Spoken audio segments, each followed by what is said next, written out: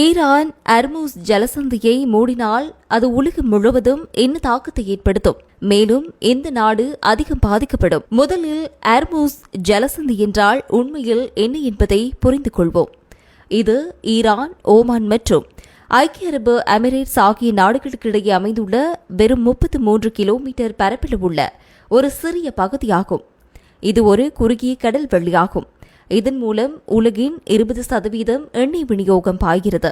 அதாவது ஒவ்வொரு நாளும் சுமார் 17 மில்லியன் பேரல்கள் இந்த எண்ணெய் பாரசீக வளைகுடாவில் அமைந்துள்ள Iran, Iraq, Kuwait, Bahrain, Qatar, Saudi Arabia மற்றும் ஐக்கிய அரபு எமிரேட்ஸ் உட்பட 8 நாடுகளில் இருந்து வருகிறது. சவுதி அரேபியா, குவைத் மற்றும் கட்டார் ஆகிய நாடுகளின் 90% எண்ணெய் ஏற்றுமதி இந்த குறுகிய பாதை வழியாகவே உலகின் பிற பகுதிகளை சென்றடைகிறது. ஈரான் அர்மூஸ் ஜலசந்தியை மூடினால் பின்வரும் நாடுகள் அதிக பாதிப்பை சந்திக்கும். முதலாவது இந்தியா. ஏனெனில் இது தனது எண்ணெய் தேவையில் 85% இறக்குமதி செய்கிறது. அதில் 60% ஈராக், சவுதி அரேபியா, குவைத் மற்றும் ஐக்கிய அரபு எமிரேட்ஸ் போன்ற மத்திய கிழக்கு நாடுகளில் இருந்து வருகிறது. இந்தியாவில் எரிபொருள் விலை உயரும். இதன் விளைவாக எண்ணெய் தொடர்பான அனைத்து தொழில்களும் கடுமையான இடையூறுகளை எதிர்கொள்ளும். தொழிற்சாலைகள் மூடப்படலாம், வேலை இழப்புகள் ஏற்படலாம் மற்றும் பொருளாதாரம் கடுமையாக பாதிக்கப்படலாம். அதிகம் பாதிக்கப்படும் இரண்டாவது நாடு சீனா. சீனா உலகின் மிகப்பெரிய எண்ணெய் இறக்குமதியாளராக உள்ளது. ஒவ்வொரு நாளும் 10 மில்லியன் பேரல் எண்ணெயை கொண்டு வருகிறது. சீனாவின் எண்ணெய் இறக்குமதியில் 40% இந்த ஹார்மூஸ் ஜலசந்தி வழியாகவே செல்கிறது. சீனா, ரஷ்யா மற்றும் மத்திய ஆசியாவுடன் எண்ணெய் குழாய்கள் அமைந்திருந்தாலும் அவை அதன் ஆற்றல் தேவைகளில் 20% கூட பூர்த்தி செய்யவில்லை. எனவே ஹார்மூஸ் ஜலசந்தி மூடப்பட்டால் சீனாவின் பொருளாதாரம் ஒரு பெரிய அடியை சந்திக்க நேரிடும். மேலும் சீனாவின் பொருளாதாரம் பாதிக்கப்படும். அதன் விளைவுகள் உலகம் முழுவதும் உணரப்படும். அதிகம் பாதிக்கப்படும் மூன்றாவது நாடு ஜப்பான் ஆகும். ஏனெனில் இது தனது எண்ணெயில் 90% இறக்குமதி செய்கிறது. மேலும் அதில் 75% அர்மூஸ் ஜலசந்தி வழியாகவே செல்கிறது. நான்காவதாக அதிகம் பாதிக்கப்படும் நாடு சவுதி அரேபியா. சவுதி அரேபியாவின் 80 முதல் 90% எண்ணெய் அர்மூஸ் ஜலசந்தி வழியாகவே உலகின் பிற பகுதிகளுக்கு செல்கிறது.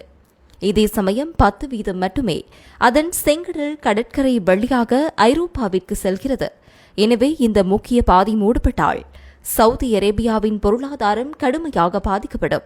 ஒரு நாடு திடீரென தனது வருவாயில் 80 முதல் 90% வரை இழந்தால் அதற்கு என்ன நடக்கும் என்று கற்பனை செய்து பாருங்கள்.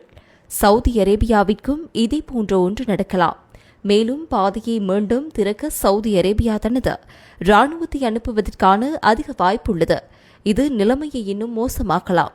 ஐந்தாவது பாகிஸ்தான். இது தனது எண்ணெயில் சுமார் 90% ஹார்மூஸ் ஜலசந்தி வழியாகவே பெறுகிறது. இந்த எண்ணெய் நாட்டின் ஆற்றல் தேவைகளில் சுமார் 27% பூர்த்தி செய்கிறது. எனவே இந்த பாதை மூடப்பட்டால் பாகிஸ்தானின் விலைவாசி கடுமையாக உயரக்கூடும். ஆனால் இதில் ஒரு சுவாரஸ்யமான திருப்பம் உள்ளது. பாகிஸ்தான் ஈரானுடன் எல்லையை பகிர்ந்து கொள்வதால் பாகிஸ்தானின் டீசலில் 35% ஈரானில் இருந்து அதிகாரப்பூர்வமற்ற முறையில் வருவதாக பல அரசாங்க அறிக்கைகள் கூறுகின்றன. எனவே ஜலசந்தி மூடப்பட்டால் பாகிஸ்தான் அமைதியாகவோ அல்லது அதிகாரப்பூர்வ ஒப்பந்தத்தின் மூலமாகவோ எண்ணெய்க்காக ஈரானை நாடலாம். அடுத்ததாக ஐக்கிய அரபு எமிரேட்ஸ் உள்ளது. ஏனெனில் அதன் எண்ணெய் ஏற்றுமதியில் கிட்டத்தட்ட 72% இந்த ஹார்மூஸ் ஜலசந்தியையே நம்பியுள்ளது. இந்த நாட்டிற்கு ஒரு மாற்று விருப்பம் உள்ளது.